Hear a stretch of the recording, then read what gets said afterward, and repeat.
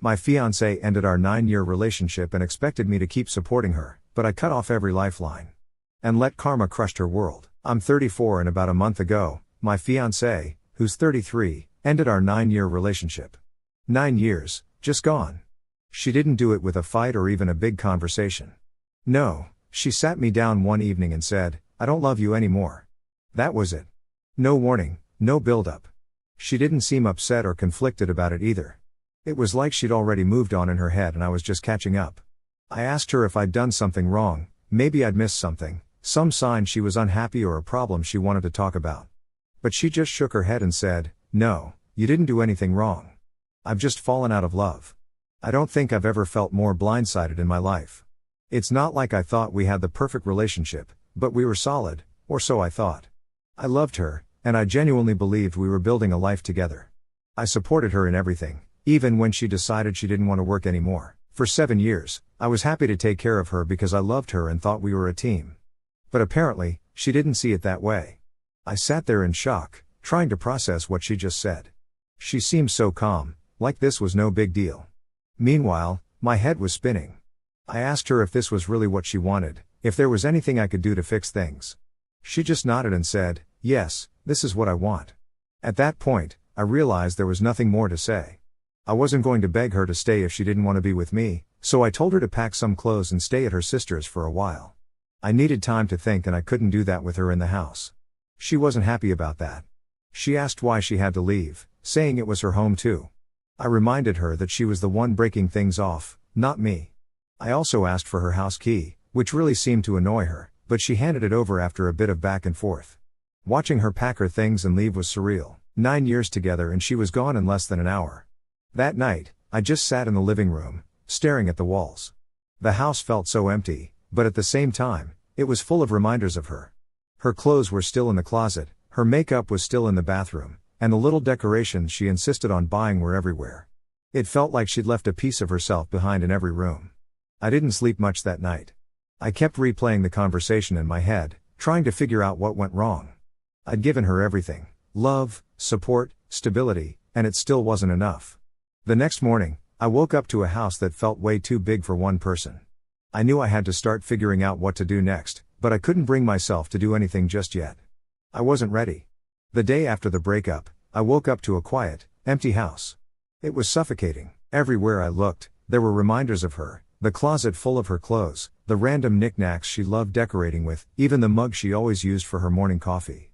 It was like she was still there even though she wasn't. That same afternoon, she called. I almost didn't answer, but curiosity got the better of me. Maybe she'd had second thoughts? Maybe she wanted to talk things out? "Hey," she said, as casual as if nothing had happened. I kept my tone neutral. "What's up?" "I just wanted to check in," she said, like this was any ordinary day. I was stunned. Check in? We'd been together for 9 years and she ended it just yesterday. What was there to check in on? So I asked, trying to keep my voice steady, "You were really sure about this?" "Yeah," she said without hesitation. "This is what I want." I felt a lump in my throat but forced it down. "Okay," I said. "If that's the case, I need to start making some changes." "What kind of changes?" she asked, her tone still infuriatingly casual. I explained that I'd be removing her from the car insurance, canceling her phone plan, and cutting off her access to the joint bank account. It wasn't out of spite, it was just practical. "What? Why would you do that?" she asked, suddenly defensive. "Because we're not together anymore," I replied. "Why would I keep paying for those things when you've decided to end the relationship?" She accused me of being petty, of trying to punish her for breaking up with me. Her words stung, but I stood my ground. "It's not petty," I said. "It's reality. You can't expect me to keep taking care of you like I did when we were together. That's not how this works." She didn't take it well. She kept saying I was being unfair, that I was leaving her with nothing. I reminded her that this was her decision, not mine. She chose to leave, and these were the consequences. Over the next few days, I started putting things into motion. First, I called the insurance company and removed her from the policy for the car I owned. Then, I canceled her phone plan. She hadn't been paying for it anyway, it was under my account. Finally, I went to the bank and closed the joint account she had access to. Each step felt like I was taking back a piece of myself. It wasn't about punishing her, it was about reclaiming my life. Of course, she didn't see it that way. She sent me a flurry of texts accusing me of being vindictive and heartless. She said I was making her life harder than it needed to be. "You were making me start from scratch," one message read. "I don't have anything now. How is that fair?" I didn't respond. What could I say? She was acting like I owed her something, like it was my job to make sure she was okay even after she'd left me. Through mutual friends, I found out she was staying with her sister and struggling to adjust to her new reality. She hadn't worked in 7 years, so she had no recent experience to put on her resume. Apparently, she'd applied to a few places, but no one called her back. One night, she called me again, this time asking if I'd let her keep the car, just until I get back on my feet. "Absolutely not," I said. "Why not?" "You have another car," she snapped. "Because it's mine," I replied. "I paid for it, and I need it." "You were being so cruel," she said, her voice trembling. "You were leaving me with nothing. I thought you cared about me." "I did care," I said, trying to stay calm. "I cared for 9 years. I took care of you, supported you, and gave you everything you needed. But you made the decision to end that. You can't expect me to keep taking care of you when we're not together anymore." She hung up on me. By the end of the week, I'd cut all the strings. The car was mine again, the phone plan was cancelled, and the joint account was closed. For the first time in years, I felt like I was in control of my life. It wasn't easy. Part of me still cared about her and wanted to make sure she was okay. But every time I started to feel guilty, I reminded myself of the truth: she chose this. She ended things, not me. That realization helped me stay strong. I wasn't being petty or vindictive, I was just moving on. About a week after the breakup, she texted me again saying she needed to come by and pick up the rest of her things. I figured it was best to just let her get it over with, so I agreed. Honestly, I didn't want her stuff sitting around the house any longer than it had to. She showed up the next evening carrying a suitcase. She barely said hello as she walked past me into the house, heading straight to the bedroom. I stayed in the living room, trying to give her space, but I could hear her rummaging around, drawers opening and closing, hangers clattering. Every sound grated on my nerves. After a while, she came into the living room holding my laptop. "What are you doing with that?" I asked, already feeling the tension rising. "I'm taking it," she said matter-of-factly. "I use it all the time anyway." I couldn't believe what I was hearing. "No, you're not," I said firmly. "That's mine. I paid for it. Just because you used it sometimes doesn't make it yours." She gave me this exasperated look, like I was being unreasonable. "Are you serious right now? After everything, you're going to argue over a laptop?" "Yeah, I am," I replied, "because it's mine." Her expression shifted from annoyed to angry. "Wow, petty much?" she snapped, clutching the laptop tighter. That's when I decided to check her suitcase. Something about the way she was acting made me suspicious. "What are you doing?" she asked, stepping in front of me as I reached for the suitcase. "I'm looking," I said, brushing past her and unzipping it. Sure enough, it was full of things that didn't belong to her: my headphones, a set of kitchen knives I'd bought last year, even a hoodie she always borrowed but never asked to take. I started pulling the items out one by one. "Care to explain this?" I asked, holding up the headphones. She crossed her arms and glared at me. "I use those all the time. You never even noticed. That doesn't make them yours." I shot back. "Just because you use something doesn't mean you get to take it when you leave." She started yelling, accusing me of being cruel and petty, of trying to make her life harder. "It's just a few things. You don't even need them." "That's not the point," I said, trying to stay calm. "The point is, they're not yours to take." At that point, I'd had enough. "You can take your clothes, your makeup, and your personal stuff, but everything else in this house? It's mine. You didn't work for it, and you don't get to just walk away with whatever you want." Her face crumpled and she started crying. "I can't believe how heartless you're being," she sobbed. I stood firm. "I'm not being heartless. I'm just not letting you take things that don't belong to you." She kept crying, saying I was punishing her, that I was trying to make her miserable. But I didn't back down. Finally, I told her, "You've got everything you came for. It's time for you to leave." That night, she sent me a long, rambling text. It was full of the same accusations. I was being unfair, I was making her life impossible, I was punishing her for breaking up with me. I didn't bother responding. At this point, it felt like no matter what I said, she would twist it into something else to paint herself as the victim. Over the next few days, I started going through the house and packing up the rest of her stuff. There wasn't much left, just a few odds and ends she hadn't bothered to take. I put everything into a box and left it in the corner of the garage. I considered texting her to come pick it up, but honestly, I didn't want to deal with her anymore. If she wanted it, she could ask for it. I wasn't going to chase her down to return her things. Mutual friends started reaching out, saying she'd been complaining about me to anyone who would listen. According to her, I was this bitter, vindictive ex who was doing everything in my power to make her life miserable. It was frustrating, but I didn't let it bother me too much. People could believe whatever they wanted, I knew the truth, and that was enough for me. By the end of the week, I felt like I'd finally taken back control of my space. The house was mine again, free of her stuff and her presence. It still felt a little empty, but for the first time, I felt like I could start moving on. A few days after the fight over her suitcase, I thought things might finally quiet down. I had packed the rest of her stuff into a box and was ready to move forward. But, of course, she wasn't done. She called me late one evening and, against my better judgment, I picked up. I figured maybe she wanted to arrange to pick up the box or apologize for the argument. Instead, she sounded desperate, almost panicked. "I need help," she said, her voice shaky. I stayed silent for a moment, unsure of what to say. "What kind of help?" I asked cautiously. "I can't find a job," she said, her voice breaking. "It's been so long and no one's calling me back. I've tried, but it's like I don't even know where to start." I sighed, leaning back in my chair. "I'm sorry to hear that, but I don't know what you want me to do about it." Her tone shifted, becoming sharper. "You could help me for starters. I gave up my career for you, the least you could do is help me get back on my feet." That line hit a nerve. "You didn't give up your career for me," I said, keeping my voice steady. "You chose to stop working because you didn't want to anymore. I supported you because I loved you, but don't act like I forced you to quit." She started crying then, telling me how hard everything was and how much she was struggling. She said her sister was getting tired of her being there and was pressuring her to find a job. "I have nothing right now," she said through sobs. "I'm sleeping on a couch, I have no money, and I don't even know how to pay for groceries. How is that fair?" I paused, choosing my words carefully. "I'm sorry you're in this situation, but this isn't on me. You ended the relationship, and with that, you ended the financial support that came with it. I can't keep taking care of you when we're not together." Her tone turned angry. "Wow, so that's it? 9 years together and you're just going to leave me to suffer?" "You made this choice," I said firmly, "not me." She hung up without another word. Over the next week, the texts started pouring in again.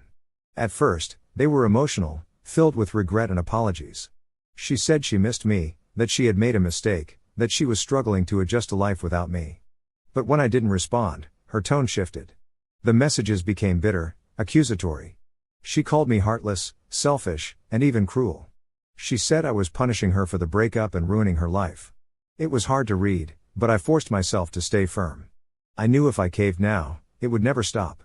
Through mutual friends, I started hearing more about how she was doing. Apparently, her sister had given her an ultimatum: find a job within a month or move out. She was applying everywhere she could think of, but no one was calling her back. After 7 years out of the workforce, she didn't have much to put on her resume. A friend told me she had broken down at a group hangout, crying about how she'd ruined her life and wished she could go back to how things were before. I didn't feel bad for her, though. She had everything: stability, love, and a comfortable life, and she threw it away. One evening, I was at home when the doorbell rang. I wasn't expecting anyone, so I hesitated before opening it.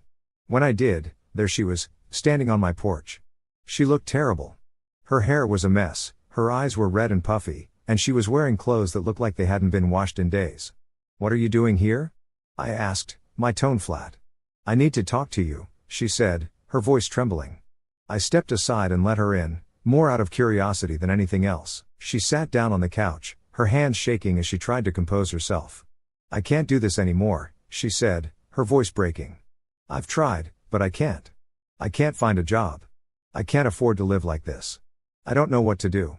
I waited, giving her a chance to continue. "I made a mistake," she said, tears streaming down her face. "I thought I could handle this on my own, but I can't. I miss you. I miss us. I still love you." Her words hung in the air, but instead of feeling sympathy or longing, I just felt numb. "You don't love me," I said finally. "You love the life I gave you. That's not the same thing." She shook her head, insisting that she meant it, that she wanted to fix things and come back. "I can't help you," I said, standing up. "You made your choice, and now you have to live with it." She begged me to reconsider, saying she'd do whatever it took to make things right. But I wasn't interested. I had given her everything for 9 years, and it still wasn't enough. I wasn't going to give her a second chance to take advantage of me. "It's time for you to leave," I said, opening the door. She hesitated for a moment, her eyes pleading, but when she saw I wasn't changing my mind, she got up and walked out. As the door closed behind her, I felt a wave of relief. For the first time since the breakup, I felt like I had truly closed the door, both literally and figuratively, on that chapter of my life.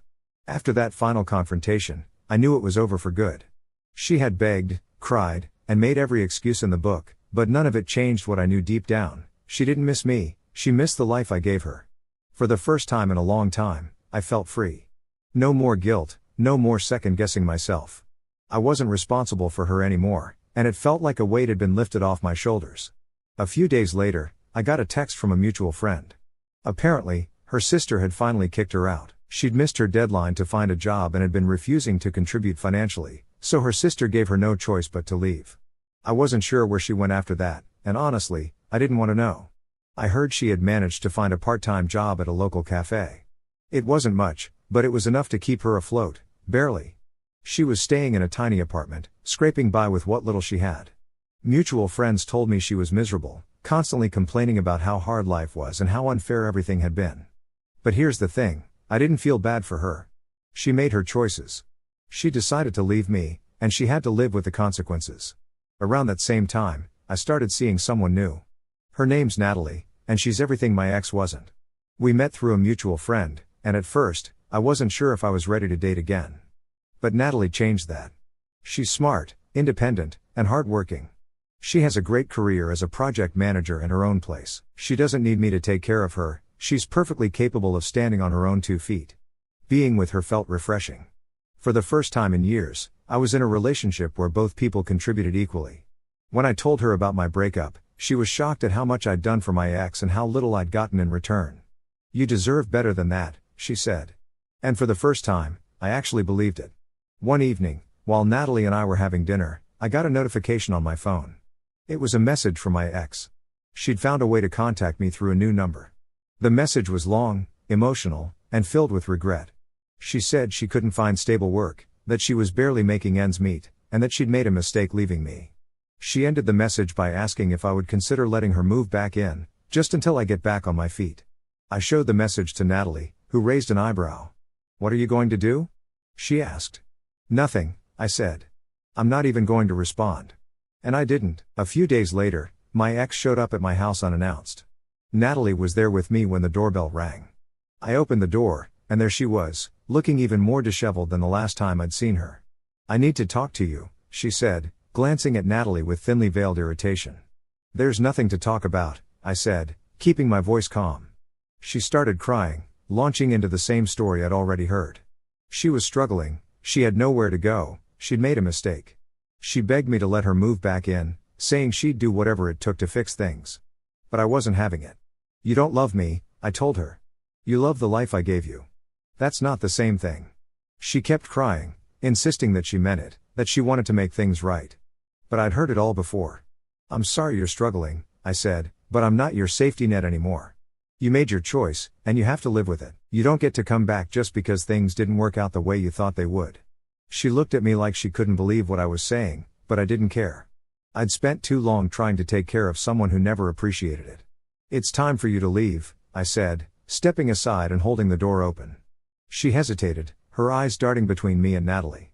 Then, without another word, she turned and walked away. After the door closed, Natalie looked at me and smiled. "I'm proud of you," she said. And you know what? I was proud of myself, too. For the first time in years, I was finally putting myself first. Now, I'm focusing on my future with Natalie. She's been an incredible source of support, and she's helped me see my worth in a way I hadn't before. I'm happier now than I've been in years, and I'm excited about what's ahead. As for my ex, I don't know what happened to her after that night, and I don't care. She made her choices, and I made mine. And for the first time, I feel like I'm exactly where I'm supposed to be. A few months after our final conversation, I had almost forgotten about my ex. Life with Natalie was going great. We were traveling, making plans for the future, and just enjoying a healthy, balanced relationship.